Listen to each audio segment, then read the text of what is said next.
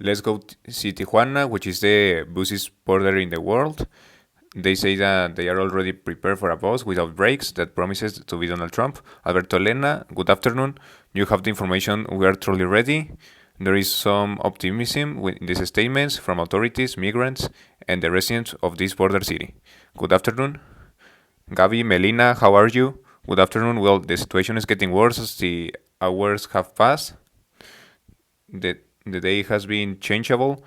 We started this morning with the entry of around 100 migrants who had their appointments previously through the area of CVP1, arrived and was able to enter around 5 a.m. They were allowed access, and later, once the inauguration of President Donald Trump, now President of the United States, took place, the first three migrants reported from the United States, and later another group began to leave. Approximately 10 migrants were reported this morning, but what caught the attention was that as the hours went by, people began to arrive who had their appointments for this afternoon to appear here as the gate and request asylum with the Customs and Border Protection authorities. However, this morning, the CVP1 app displayed a message saying that the appointments were cancelled for those who had requested them.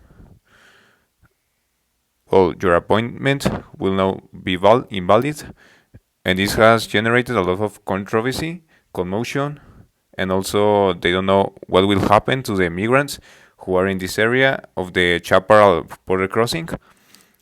This is how it appeared in the app we are watching, precisely in the broadcast, where it may have generated confusion. We spoke with one of these migrants. I'm referring to Melanie Mendoza, and she's originally from Venezuela, and this is what she said. This is unfair because we have a year and a half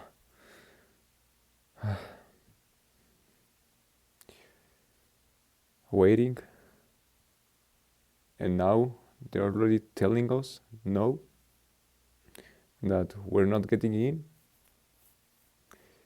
and the appointments are no longer valid. I don't know. We don't know when it's going to happen.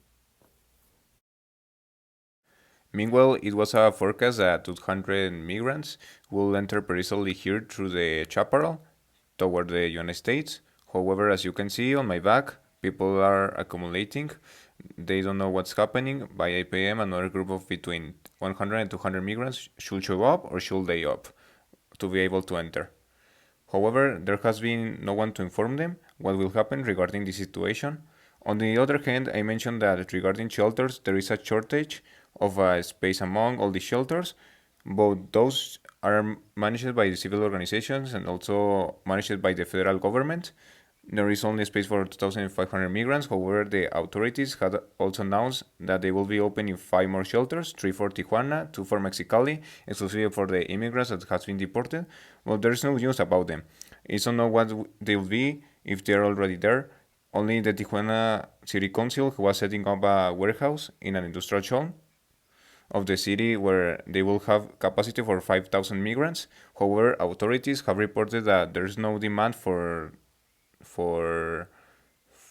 time, that they're going to do it calmly, and they'll probably be finishing off the preparation to receive migrants between January and February under the premise that don't you think Donald Trump will carry out mass deportations immediately since he doesn't have enough personnel to do so?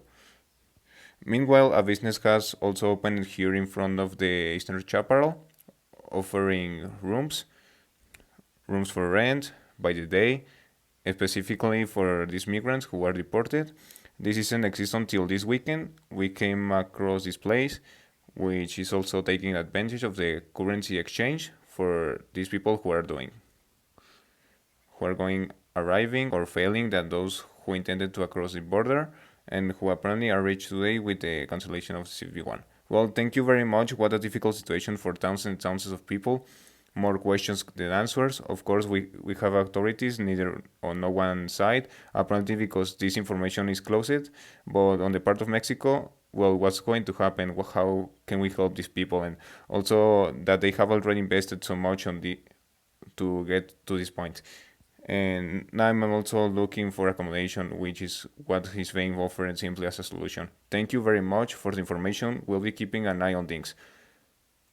Of course, yes, stay tuned.